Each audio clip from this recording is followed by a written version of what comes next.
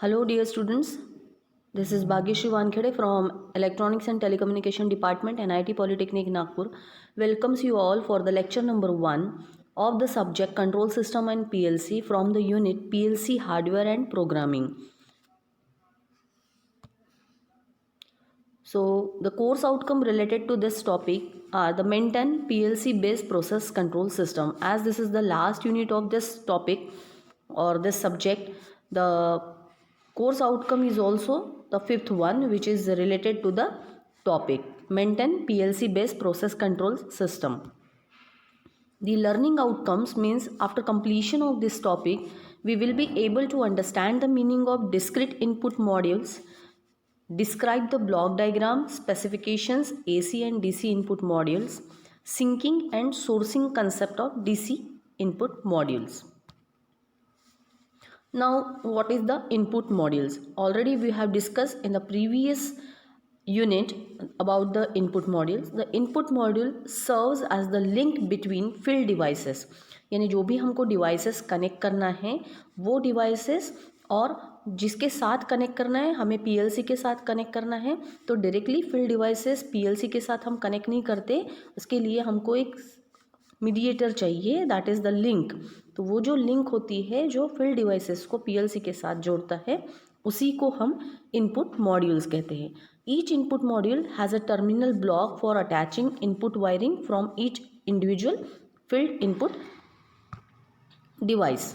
Typically, input modules have either 8, 16 or 32 input terminals. The main input function of this input module is to take the field device input signal, convert it into a signal level that the CPU can work with, electrically isolate it and send the signal by the way of the backplane board to the CPU. यानी simple function क्या है input module का कि input signal को लेना, उसको एक ऐसे सिग्नल में कन्वर्ट करना जो CPU अंडरस्टैंड कर सकता है, उसके बाद में उसको इलेक्ट्रिकली सेपरेट रखना सो दैट वो मिक्स ना हो सके और इस सिग्नल को फिर हम CPU के थ्रू आउटपुट लाइंस पे भेज सकते हैं.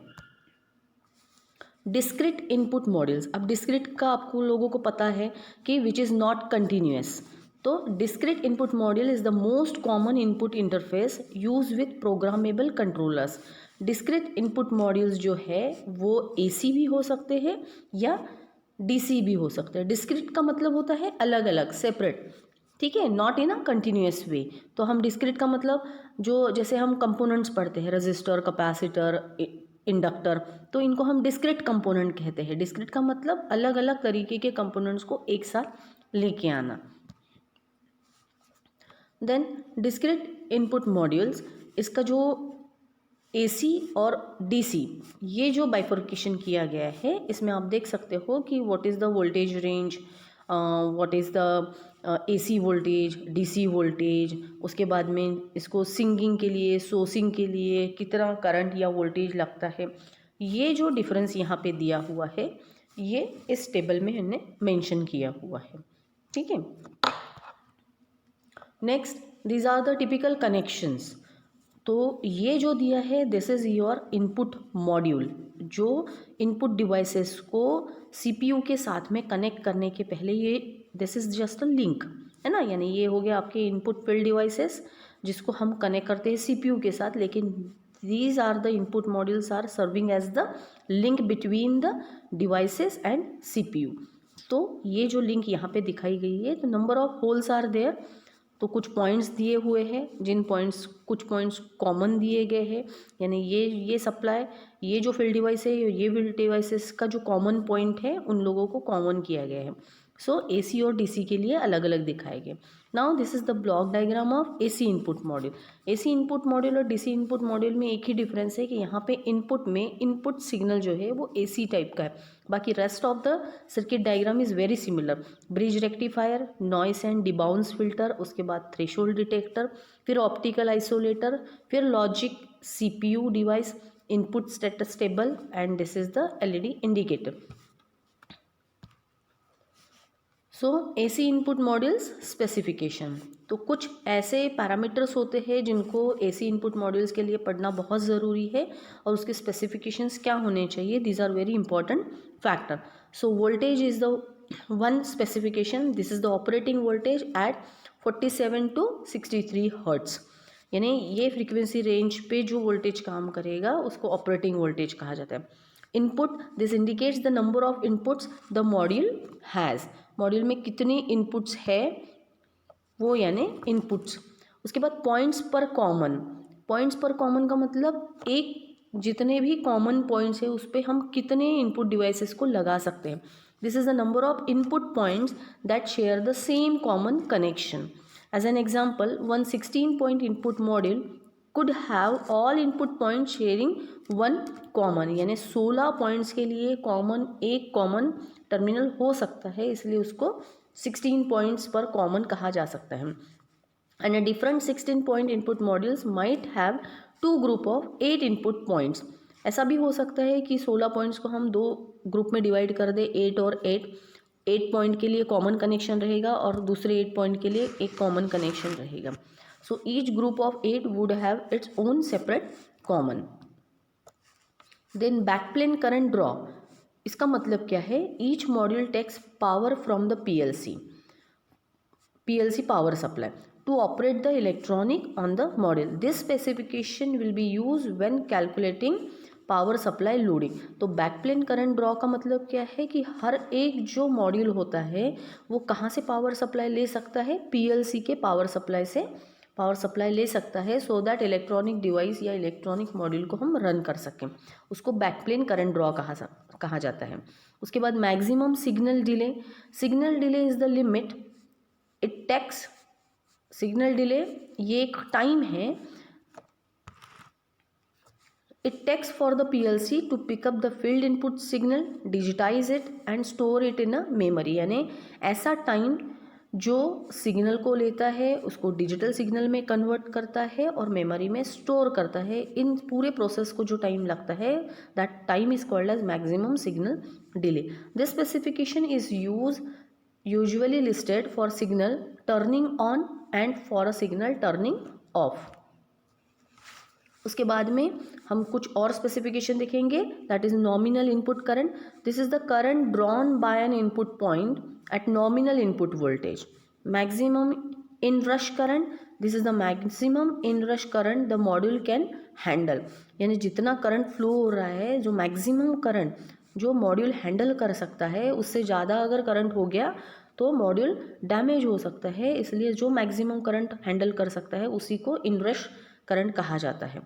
उसके बाद मैक्सिमम ऑफसेट करंट, कोई भी इनपुट मॉड्यूल को अगर हम ऑफ करते हैं फिर भी कुछ ना कुछ अमाउंट में उसमें से करंट फ्लो ही होता है. That minimum current is called as leakage current.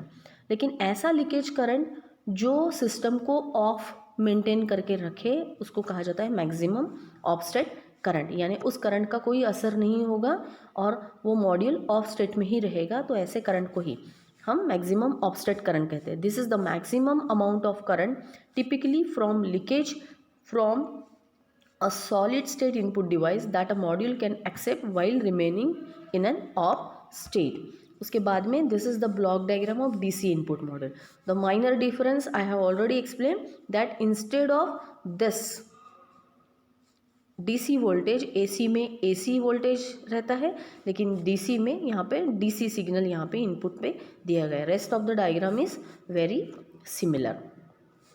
DC input model के क्या स्पेसिफिकेशन होते हैं वो भी हम यहाँ पे देखेंगे. Maximum offset current, this is the maximum amount of leakage current allowed in an input circuit from N input device that will keep the input circuit in offset. यानी ये आपको समझ में आया ही है कि ऐसा स्मॉलेस्ट करंट जो ऑफ स्टेट में फ्लो होता है और जो सर्किट को ऑफ ही रखता है, ठीक है, उस करंट का कोई असर सर्किट पे नहीं होता, ऐसे करंट को ही ऑफ स्टेट करंट कहा गया है. Now the concept of sourcing and sinking. तो सोर्सिंग करना और सिंकिंग करना, ठीक है, ये बहुत ही इम्पॉर्टेंट कंसेप्ट होता है. So sinking and sourcing are terms used to define the control of direct current flow in the load. Load में जो डायरेक्ट करंट फ्लो होता है उसको डिफाइन करने के लिए सोर्सिंग एंड सिंकिंग का कंसेप्ट हम पढ़ते हैं. अब सोर्सिंग का मतलब क्या होता है? What is the meaning of sourcing? Sourcing digital input output provides a voltage source to the load. देखो किसी भी लोड को वोल्टेज सोर्स प्रोवाइड करने के प्रोसेस को सोर्सिंग कहा गया है। सोर्स करना मीन्स उसको वोल्टेज सोर्स प्रोवाइड करना, और सिंक करना मीन्स उस लोड को ग्राउंडेड करना। ठीक है, sinking digital input output provides a grounded connection to the load.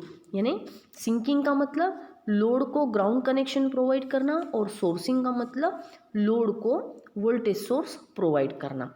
This is the without voltage source and without ground कोई भी डिवाइस में से करंट फ्लो नहीं होगा और ना वो ऑन स्टेट में आएगा। इसीलिए वोल्टेज सोर्स भी प्रॉपर होना चाहिए और ग्राउंडिंग भी प्रॉपर होना चाहिए, तो हमारा डिवाइस ऑपरेट हो सके। So these are the methods. Now we will summarize. After completion of this topic, we understand the meaning of input module and its types, the specification of the DC module, the block diagram of AC and DC input module, the concept of syncing and sourcing. So thank you very much students for watching this video carefully, and in the next video we will continue the topic with discrete output module. Thank you so much.